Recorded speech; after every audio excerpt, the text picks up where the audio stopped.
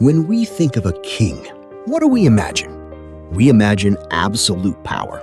We imagine palaces, luxury, and making rules for everyone else to follow.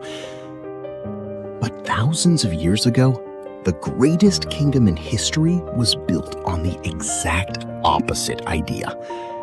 In the kingdom of Ayodhya, under Lord Ram, the ultimate rule was this: the law of the land applies to the king first. Ram Rajya was not a golden era because the king enjoyed his wealth.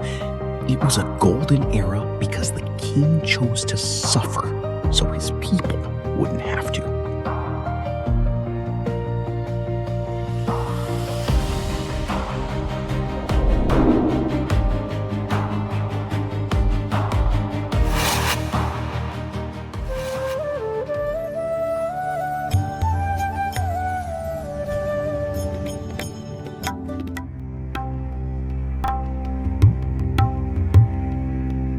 Imagine the scene. It is the night before Lord Ram is to be crowned king. The entire city is overjoyed. The streets are painted with flowers. But in the quiet of the palace, a shocking demand is made.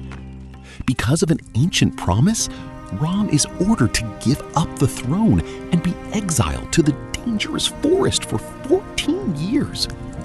The ministers begged him to stay. He had the army. He had the love of the people. He could have easily ignored the rule and taken the crown. No one would have stopped him. But Ram knew something profound. If a leader breaks the rules for their own comfort, the entire foundation of the country cracks. How could he ask his citizens to be honest if he broke a royal promise to gain power? So, with a calm smile, he walked away. He left the soft beds of the palace for the hard ground of the forest. He traded royal feasts for roots and berries. He sacrificed his entire youth. Why? Because a true leader doesn't sit on top of the pyramid crushing the people below. A true leader stands at the bottom, carrying the weight of the nation on his own shoulders. When a leader sacrifices that much, something magical happens to the citizens. They don't follow the leader out of fear. They follow out of pure, unbreakable love. Because Lord Ram suffered for his people were willing to do the impossible for him.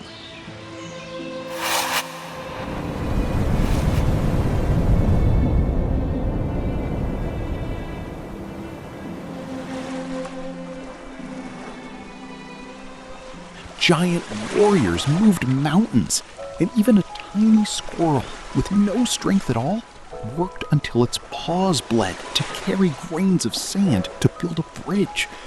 The king gave his entire life for the kingdom, and in return, even the smallest animal gave its entire heart to the king. This is the blueprint of Ram Rajya. It is a partnership of sacrifice. But how do we build this today? It starts with setting the standard. If you are a parent, a teacher, a manager, or an older sibling, you are a leader.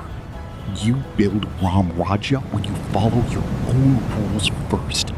When a captain runs the hardest laps at practice, the team follows. When a boss takes a pay cut to save their employees' jobs, the company thrives. When you choose the hard path of honesty instead of the easy path of corruption, you become a modern-day Ram. A great nation isn't built by politicians enjoying power. It is built by leaders who are willing to sacrifice and citizens who are willing to serve. Ram Rajya isn't lost in the past. It is waiting for us to build it right here, right now. Who is someone in your life that leads by example and sacrifices for others? Tag them or tell us about them in the comments below. And to keep building this beautiful world with us, click subscribe for free. See you on the next adventure. Bhagavan Ramachandra ki joy!